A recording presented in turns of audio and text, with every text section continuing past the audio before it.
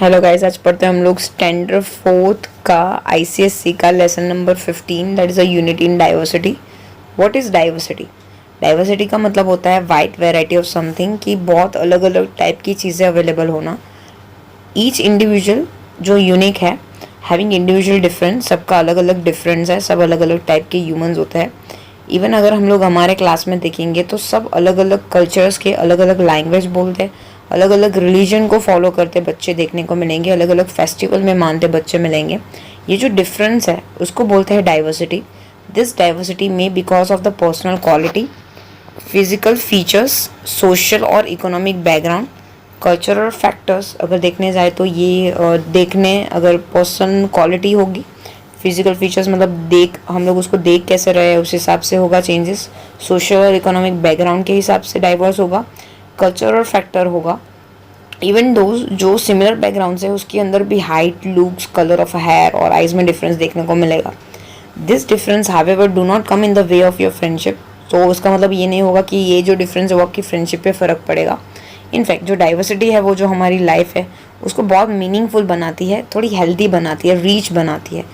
India has always been a country with a diversity. अगर India जैसी country के बारे में बात करें तो अलग अलग टाइप के धर्म के लोग, अलग अलग कल्चर के बैकग्राउंड के लोग, अलग अलग कास्ट के, अलग अलग टाइप के लोग एक हारमोनी में रहते हैं, एक साथ रहते हैं।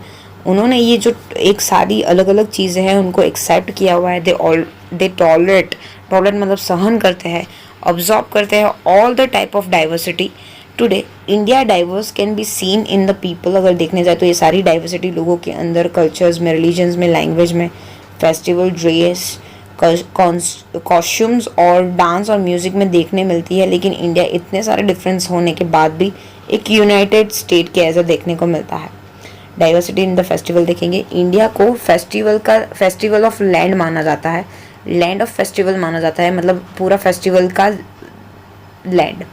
पीपल जो अलग अलग धर्म के लोग उनको अपना अलग अलग फेस्टिवल मनाते हैं, जैसे कि बहुत ही ज़ील और एंथुजियाज्म से मनाते हैं, खुशी से मनाते हैं। हिंदू सेलिब्रेट करते हैं दशहरा, दिवाली, दुर्गा पूजा, होली। अगर देखने जाए तो मुस्लिम सेलिब्रेट करते हैं ईद, सिख गुरुपुरब, क्रिश्चियंस क्रिसमस को, और जो जैन्स है वो महावीर जयंती। पीपल रिस्पेक्ट करते हैं फेस्टिवल को, अलग अलग धर्म के। एंड जो दिवाली है वो हिंदूज़ का है, बट सब पार्टिसिपेट करते हैं, क्रैकल बर्स्ट करते हैं, हाउस में दिया जलाते हैं, फ्रेंड्स को मिलने जाते हैं। सिमिलरली क्रिसमस ही होती है तो आपने देखा होगा कि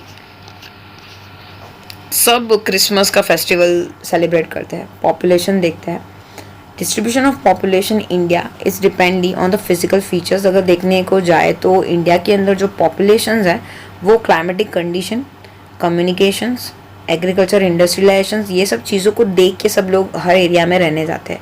अगर देखने जाए तो हमारी कंट्री में 70% लोग एग्रीकल्चर की फील्ड के साथ डिपेंडेंट है, मतलब वो फार्मर है, एग्रीकल्चर करते हैं।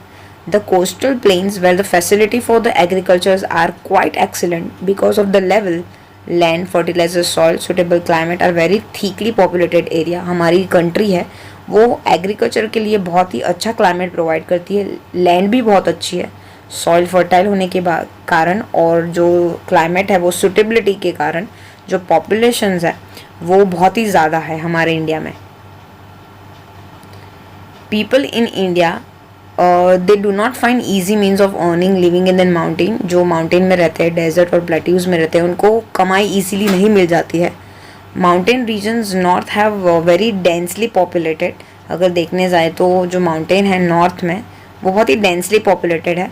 वहाँ पे जो क्लाइमेट है वो अनफेवरेबल है, पानी की तंगी है, इसलिए पॉपुलेशंस डेजर्ट एरिया में बहुत कम देखने को मिलती है। और जहाँ पे माउंटेन के नॉर्थ है वहाँ पे ज़्यादा देखने, अगर एक्चुअली देखने जाए तो नॉर्थ में और डेजर्ट में दोनों में जो पॉपुलेशन है वो कम है।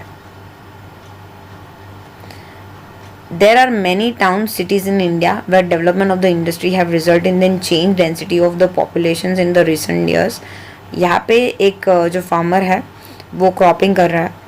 देखने जाए तो टाउन्स एंड सिटीज़ है, वहाँ पे इंडस्ट्रियलाइजेशन धीरे धीरे डेवलप हो रही है, उसकी वजह से भी पॉपुलेशंस बढ़ रही है। क्लोथ्स देखेंगे कि इंडिया में कौन कौन से क्लोथ्स पहने जाते हैं। अगर देखने जाए तो कश्मीर से लेके कन्याकुमारी तक आप जाओगे तो कपड़े पहनने के स्टाइल में भी डिफरेंस देखने को मिलेगा। ट्रेडिशनल क्लोथ्स जो है इंडियन का वो जनरली है साड़ीज़, घाघरा चोली, सलवार कमीज, दुपट्टा वुमेन के लिए, धोती, लुंगी, पजामा, कुर्ता मैन के लिए। हावेवर जो ट्रेडिशनल कोट है वो डिपेंड करता है कि हम लोग कौन से कल्चर से, कौन से ट्रेडिशन से, कौन से ज्योग्राफिकल लोकेशन से, कौन सी क्लाइमेटिक कंडीशन कौन सी क्लाइमेटिक कंडीशन से आते हैं। बहुत ही इंटरेस्टिंग होना आपके लिए कि हमारे यहाँ मैन जो फॉक है बहुत ही अलग अलग टाइप के टर्बन बांधते हैं। अलग अलग टाइप के 2 टाइप के टर्बन आपको यहाँ पे नीचे दिखाया हुआ है।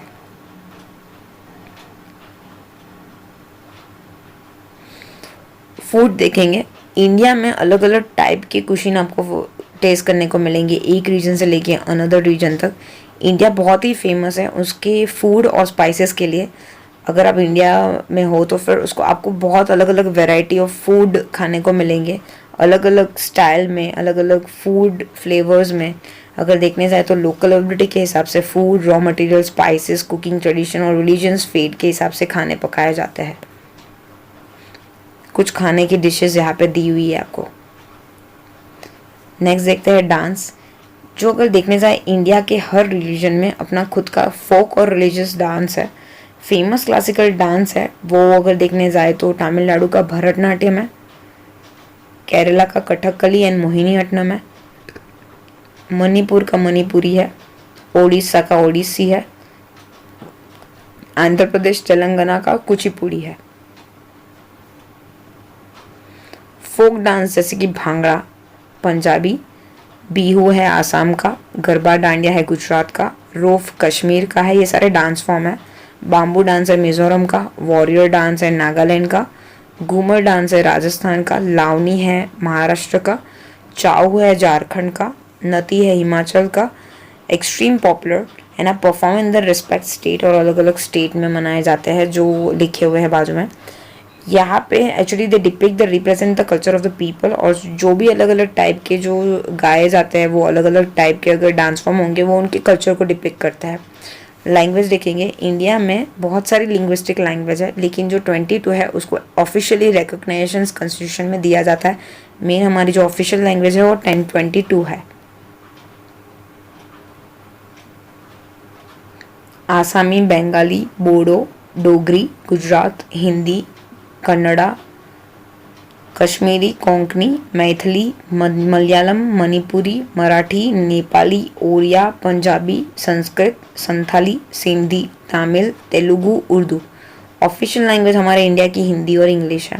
हमारे इंडिया में टोटल 400 स्पोकन लैंग्वेज है और बहुत सारी डायलेक्ट है। डायलेक्ट मतलब पर्टिकुलरली रीजन में बोली जानी लैंग्वेज। उर्दू लैंग्वेज है, संस्कृत और अरबिक की मिक्सचर है। हमारे कॉन्स्टिट्यूशन की जो मेन लैंग्वेज है, कोई ऑफिशियल लैंग्वेज है, इंग्लिश है। हमारे इंडिया की जो लैंग्वेज है वो हिंदी है। इंग्लिश का यूज़ इसीलिए बढ़ा था बिकॉज कॉलोनाइजेशन का टाइम था और जो पॉलिटिकल पावर था वो तब पॉलिटिकल पावर थे ब्रिटिशर। जब ब्रिटिशर आए थे उसकी वजह से इंग्लिश को इतना ज़्यादा इम्पोर्टेंस दी जाती है। यूनिटी एंड डाइवर्सिटी पढ़ते हैं।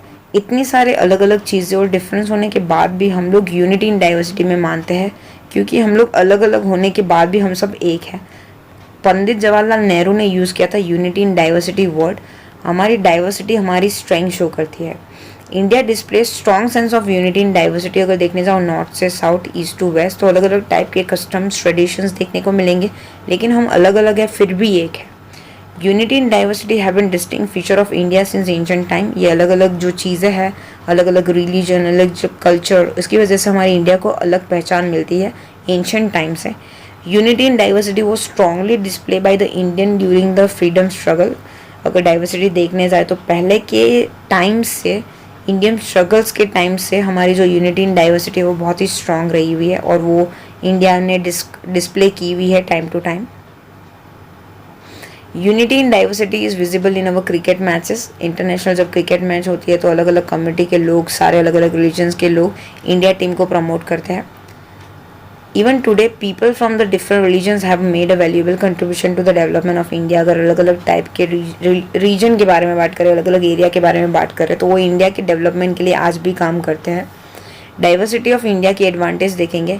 It help us to learn about the variety of the rich culture. इससे हम लोग को पता है कि अलग अलग लैंग्वेज, कल्चर और जो लाइफ है लोगों की वो किस हिसाब से हमारे जो कल्चर है उनको एनरिच करती है, जो अलग अलग पन है, जो अलगपन है वो प्रोवाइड करती है। It teachers that there are different way of doing the same thing, कि अलग अलग चीज़ें जो भी सेम थिंग है उसको करने के लिए अलग अलग वेज है। ये ऐसा सिखाता है कि कैसे हम लोग सहन कर सकते हैं। Help in building the progressive society which is willing to embrace the god features of the other society. अलग अलग धर्म के भगवान क्या चीज़ें बोलते हैं वो भी एक सिखाते हैं ये सारी अलग अलग डाइवर्सिटी, और इस help in building the society, और ये हेल्प करता है सोसाइटी को बिल्ड करने में। Indian culture has become a richer because ये सबसे एक्चुअली बोरो किया हुआ है। इन्वेडर मतलब लुटेरे जब आए थे, कॉन्करर मतलब ब्रिटिशर जब आए थे, सेटल डाउन हुए थे, तब उनका सबका थोड़ा थोड़ा पार्ट लेके वो एक मिक्स फ्यूजन बना है हमारा कल्चर।